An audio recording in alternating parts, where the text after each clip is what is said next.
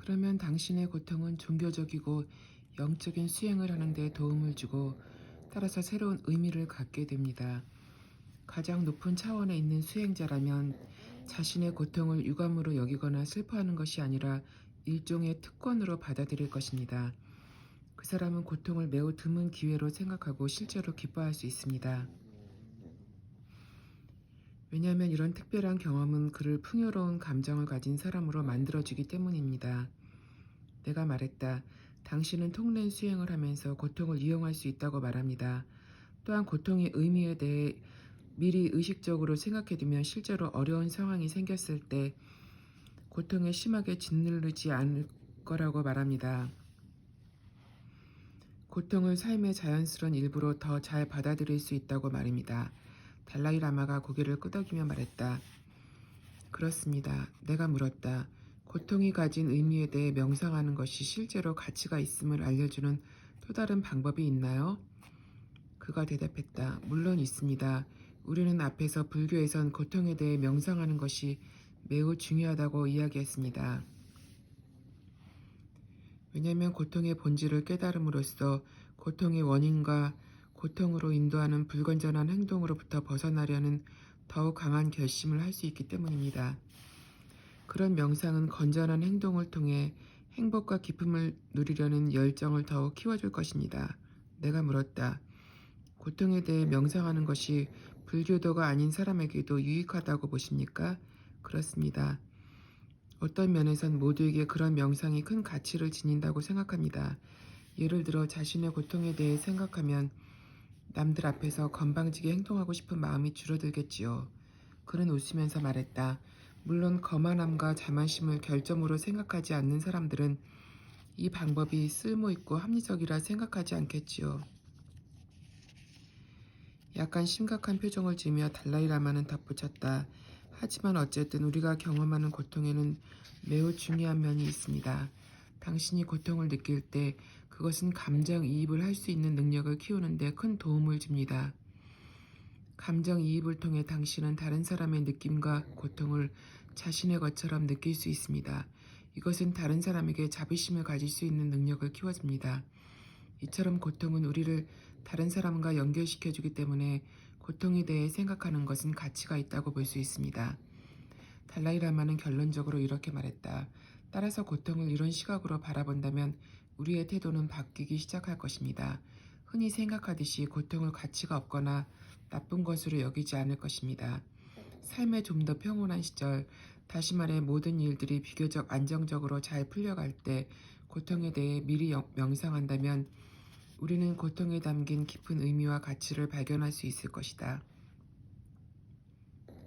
하지만 때로 우리는 아무 목적도 없고 어떤 보탬도 되지 않는 고통에 직면하는 듯하다. 육체적인 통증과 고통이 종종 이런 범주에 들어간다. 신체의 통증과 그 통증에 대한 정신적, 감정적 반응인 고통에는 분명한 차이가 있다. 따라서 이런 문제를 생각할 수 있다. 우리가 겪는 통증 속에 숨어있는 목적과 의미를 발견한다면 통증에 대한 우리의 자세도 바뀔 수 있을까? 그리고 이런 태도의 변화가 실제로 몸을 다쳤을 때 겪는 고통을 어느 정도 덜어줄 수 있을까?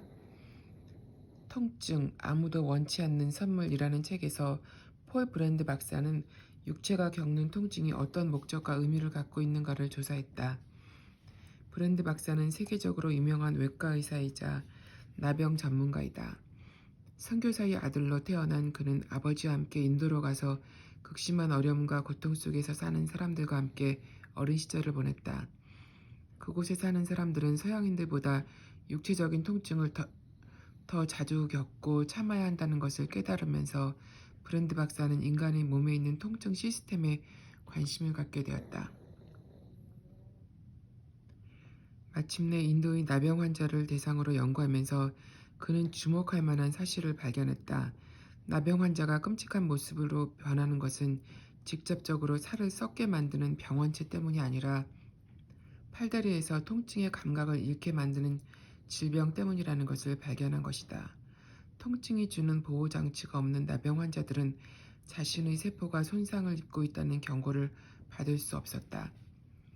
따라서 브랜드 박사는 나병 환자들이 피부가 까지거나 뼈가 드러난 다리로 걷거나 뛰는 모습을 볼 수 있었다. 이렇게 되면 병은 계속 악화될 뿐이다. 통증을 느끼지 못하는 그들은 심지어 손을 불에 넣어 무언가를 꺼내기도 했다. 브랜드 박사는 환자들이 자신이 파괴되고 있는 상황에 완전히 무관심하다는 것을 알았다. 그는 저서에서 통증에 대한 감각이 없이 살 때 겪게 되는 참담한 일들에 대해 수없이 이야기하고 있다. 끝없이 상처를 입는 것은 물론 심지어 환자가 평화롭게 잠자고 있는 동안에 쥐가 손가락이나 발가락을 갉아먹는 경우도 있었다. 통증 때문에 고통받고 통증을 느끼지 못해 고통받는 환자들을 연구하며 평생을 보낸 브랜드 박사는 차츰 통증을 서양에서 생각하듯 적으로 보지 않고 놀랍고 훌륭하고 정교한 생물학적인 시스템으로 생각하게 되었다. 이 시스템은 몸이 상처를 입을 때 경고를 보내 우리를 보호해준다. 하지만 왜 통증은 그렇듯 고통스러워야만 하는 걸까? 브랜드 박사는 우리가 끔찍하게 싫어하는 통증의 불쾌감 덕분에 우리는 몸에 닥친 위험과 상처에 대해 효과적인 경고를 받고 보호할 수 있다고 결론을 내렸다. 통증의 불쾌감은 인간의 몸 전체가 그 문제에 관심을 쏟게 만든다. 우리 몸이 가진 자동 반사신경은 몸을 보호하는 일차적인 장치로서 통증을 재빨리 피하게 해주지만 몸 전체가 관심을 기울여 행동하도록 자극을 주고 강제하는 것은 바로 불쾌감이다. 또한 불쾌한 통증의 경험은 기억 속에 확실히 새겨져 통증이 사라진 뒤에도 우리를 보호해준다. 고통 속에서 의미를 발견하는 것이 삶의 문제에 대처하는 데 도움이 되듯이 브랜드 박사는 육체적 통증의 목적을 이해하면 통증이 생길 때 겪는 고통을 줄일 수 있다고 생각한다. 이 이론을 바탕으로 그는 통증보험이라는 개념을 제시한다. 우리가 통증을 느끼는 이유에 대해 이해하고 통증을 느끼지 못할 때 우리가 어떻게 살아갈까를 생각함으로써 건강할 때 미리 통증에 대비할 수 있다고 브랜드 박사는 믿는다. 하지만 격렬한 통증은 이성적인 생각을 무너뜨릴 수 있기 때문에 우리는 통증이 일어나기 전에 그것에 대해 미리 생각해둬야 한다. 통증을 당신의 몸이 가장 효과적으로 관심을 끌어서 중요한 사실을 말하는 방법으로 생각한다면 통증에 대한 우리의 태도는 바뀔 것이다. 그리고 통증에 대한 태도가 바뀌면서 우리의 고통도 줄어들 것이다. 브랜드 박사는 말한다. 우리가 통증에 대해 갖고 있는 자세가 실제로 통증이 닥쳤을 때 받게 될 고통의 강도를 결정하게 된다고 난 확신한다. 그는 사람들이 통증을 느끼면서 감사하는 마음을 가져야 한다고 믿는다. 우리는 통증 그 자체에 감사하지는 않겠지만 통증을 느끼게 해주는 신체 시스템에 대해선 감사할 수 있을 것이다.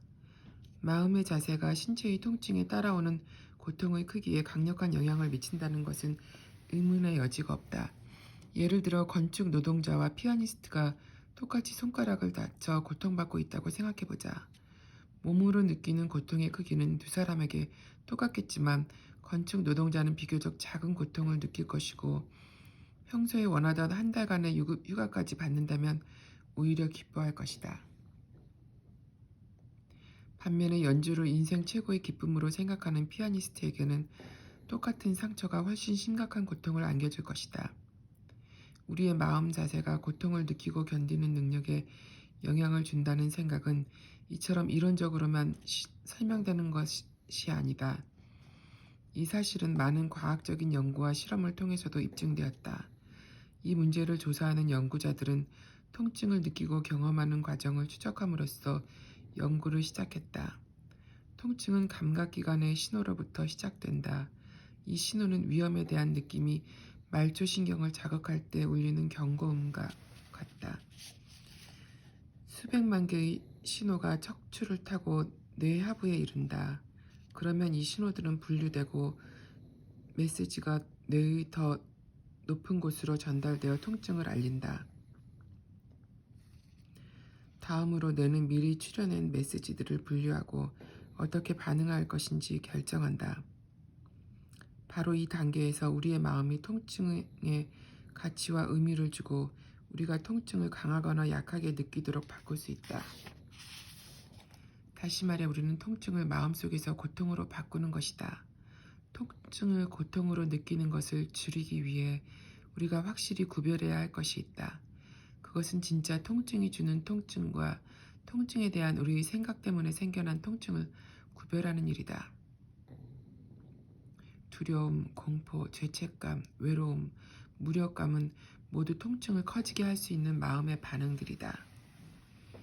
따라서 통증에 대처하기 위해 우리는 약이나 다른 치료법 같은 현대의학의 수단을 써서 통증을 느끼는 낮은 단계에서부터 대응할 수 있지만 또한 시각과 마음 자세를 바꿈으로써 높은 차원에서 통증에 대처할 수도 있다. 많은 연구자들은 통증을 느끼는데 마음이 어떤 역할을 하는가를 조사했다. 파블로프는 심지어 개에게 전기 충격을 가하면서 보상으로 음식을 줌으로써 개가 통증을 느끼는 본능을 극복하도록 훈련시켰다. 로날드 멜작은 파블로프의 실험에서 한 걸음 더 나아갔다. 그는 스코틀랜드의 테리어 강아지를 쿠션을 깔아놓은 곳에서 키웠다. 강아지들이 자라면서 무엇에 부딪히거나 상처를 입지 않도록 하기 위해서였다. 이 강아지들은 통증에 반응하는 기본적인 방법을 배우지 못했다. 발을 바늘로 찔러도 강아지들은 반응을 보이지 않았다. 이것은 다른 곳에서 자란 새끼들이 바늘에 찔렸을 때 비명을 지르는 것과는 정반대의 모습이었다. 이 같은 실험의 근거에서 멜작은 불쾌한 감정 반응을 포함해 우리가 통증이라고 부르는 느낌의 대부분은 본능적인 것이 아니라 학습된 느낌이라는 결론을 내렸다. 인간을 대상으로 한 체면 실험에서 플라시보 효과 등도 높은 차원의 두뇌의 기능이 낮은 단계의 신경에서 전해지는 통증의 신호를 어느 정도 통제할 수 있다는 것을 증명했다. 이것은 우리의 마음이 고통을 느끼는 정도를 결정할 수 있음을 보여준다. 이런 결과는 하버드 의과대학에서 연구하는 리차드 스턴백과 버나드 터스키 박사가 발견한 흥미로운 것들을 이해하는 데 도움이 된다. 두 박사는 통증을 느끼고 참는 능력이 인종에 따라 큰 차이가 있음을 알아냈다. 이것은 훗날 다른 연구소에서 일하는 메리앤 베이츠 박사의 연구에 의해 또다시 확인되었다. 이렇듯 통증에 대한 자세가 우리가 느끼는 고통의 강도에 영향을 미칠 수 있다는 주장은 단순히 철학적인 사색이 아니라 과학적인 증거로도 뒷받침되고 있다.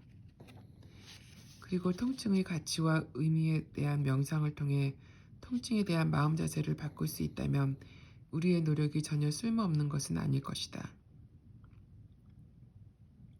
통증이 숨겨진 목적을 발견하려고 노력하면서 브랜드 박사는 또 하나의 흥미롭고 중요한 관찰 결과를 보여준다. 그에 따르면 많은 나병 환자들이 다음과 같이 보고했다고 한다. 물론 난 내 손과 발을 볼 수 있지만 어찌된 일인지 그것들이 내 몸의 일부분으로 느껴지지 않아요. 그것들은 그냥 하나의 물건처럼 느껴져요. 이처럼 통증은 우리에게 경고를 보내고 우리의 몸을 보호할 뿐 아니라 우리를 하나의 유기체이게 만든다.